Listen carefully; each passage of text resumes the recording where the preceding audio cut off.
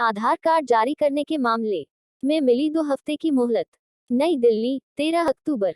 Supreme court ने गुरूर को केंद्र को अगस्त 2019 में प्रकाशित Assam national register of citizens की पूरक सूची में जोड़े गए लगभग 27 लाख लोगों को आधार कार्ड जारी करने से संबंधित मामले पर गौर करने के लिए 2 हफ्ते का समय दे दिया। प्रधान न्यायाधीश उदय उमेश ललित और न्यायमूर्ति बेलायम त्रिवेदी की पीठ ने नागरिक रजिस्टर मामले की सुनवाई के दौरान यह आदेश दिया। शुरुआत में याचिकाकर्ताओं के वकील बिस्वजीत देव ने बताया कि जिन नागरिकों के नाम पहली राष्ट्रीय एनआरसी सूची में दर्ज किए गए थे, उनके आधार कार्ड प्राप्त किए गए थे।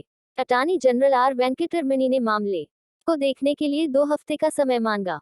उन्होंने कहा कि ये वैध दावों की तरह दिखते हैं। अंतरिम उपाय के रूप में अगर कुछ है, तो इस पर गौर किया जा सकता है।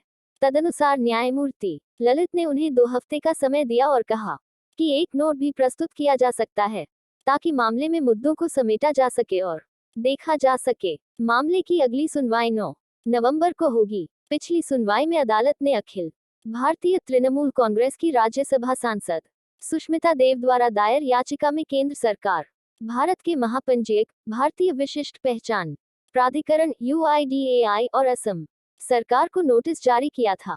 याचिका में कहा गया है कि हालांकि जिन लोगों के नाम अंतिम सूची में शामिल थे, उन्होंने आधार कार्ड के लिए आवेदन करने की कोशिश की, पर UIDAI ने उनके आवेदनों को खारिज कर दिया। सफाई दी गई कि कई लोग आधार कार्ड प्राप्त करने में सक्षम नहीं थे।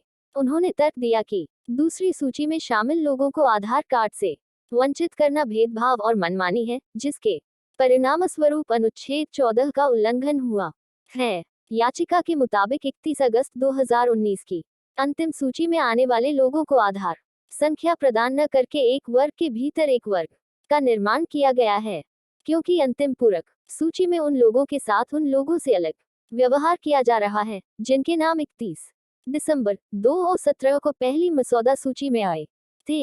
याचिका में कहा गया है कि एक बार जब कोई व्यक्ति एनआरसी के तहत पंजीकृत हो गया था, चाहे वह पहली मसौदा सूची में हो या पूरक सूची में, वह भारत के नागरिक के समान लाभ का हकदार है। इसलिए उन व्यक्तियों के बीच कोई स्पष्ट अंतर मौजूद नहीं है जिनके नाम एनआरसी में आए हैं।